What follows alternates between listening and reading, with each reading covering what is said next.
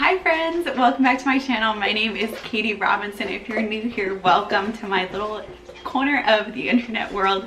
If you are someone that's been with me for a while, welcome back. I love seeing the comments from like my regulars. I need to go do that. Bubby!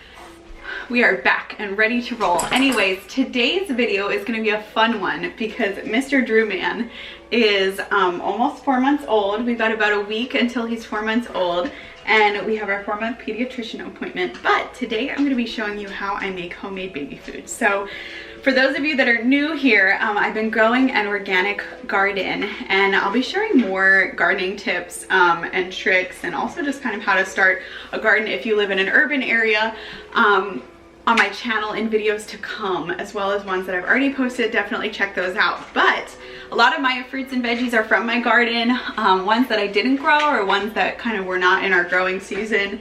I definitely am getting from the store. I'm looking for organic fruits and veggies, ones that I wash. I actually use the Thieves multi-purpose cleaner in my house as my fruit and veggie wash. It's great. It is a plant-based cleaner, so you just mix it up, dilute it with some water, and there's your fruit and veggie wash. There's a whole list of fruit and veggies that you really need to wash because they're used they're basically very dirty fruits and veggies. Very important to clean them up, and your sink just looks nasty after you wash them because it gets off all of those herbicides and pesticides that are sprayed on the crops like while growing them. Anyways, long story short, some of my fruits and veggies are from my garden, others I got at the store, but I'm going to be walking you through how I make homemade baby food. It's really not that hard. I barely get food on the table for my husband and I every week, like every night for dinner. So I was like, oh, I'm not going to be a baby food making person, but then here we are, and now I'm a baby food making person. But that being said, what's cool about the baby food is you can make it ahead of time and you can freeze it. You can make it fresh or you can freeze it. And I have some neat little hacks, tips and tricks on how to make your own baby food and also still manage the working mom life or the busy stay-at-home mom life. I am going to be showing you how to make foods for the 4 to 6 month range. So Drew's first foods will be in this video. If you have a baby in this range, then these purees are for you. If your baby's a little older, they can eat them too, but then things get really fun as they get a little bit older. So I'm going to show you the purees I'm making and how to make them, and then I'm going to continue this journey. If this is something you guys find helpful, definitely tag someone, shout me out on your Instagram stories if you're watching it, or if you're making your own. I would love to see that, so please tag me and I will repost y'all. But I would love to kind of carry on this journey as he ages and gets older, so kind of show you guys what I'm making for him through the months as he approaches a year old and bigger from there. So without further ado, let's get started. One of the first things I wanted to show you guys was the book that I'm using as my guideline on how to cook the fruits and veggies. This is the book. I will try to find it on Amazon and link it below. It's the Healthy Baby Meal Planner by Annabelle Carmel. This is actually the book that my mom used when she made baby food for me back in the day. So my mom is very into nutrition. She is a nurse and she's also a geophysicist and very kind of nutrition science-based. My grandma was a nutritionist, and so I really love this book. It tells you kind of how to prepare every food. You don't just stick carrots in the blender, you don't just stick green beans in the blender.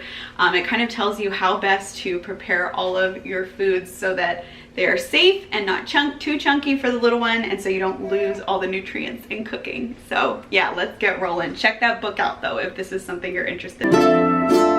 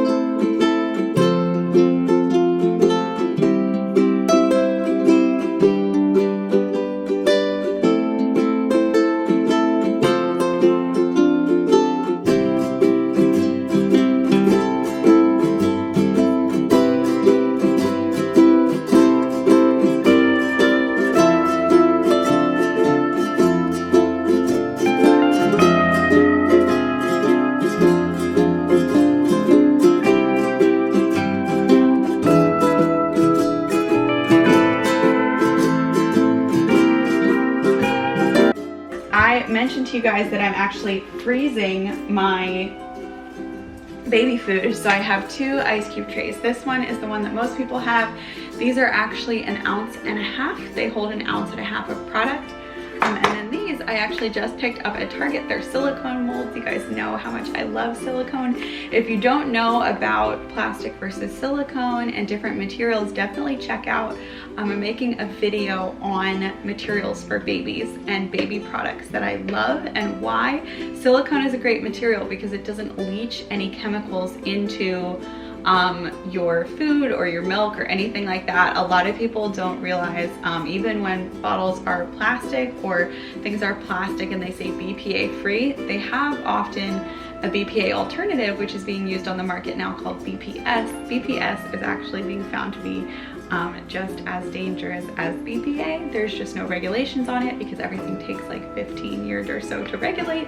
So silicone's a great way to go. These little molds are about 1/2 ounce. So 1.5 ounces, 1/2 ounce. So that way you kind of know how much your baby's measuring, how much your baby's eating via the measurements. So let's get cooking.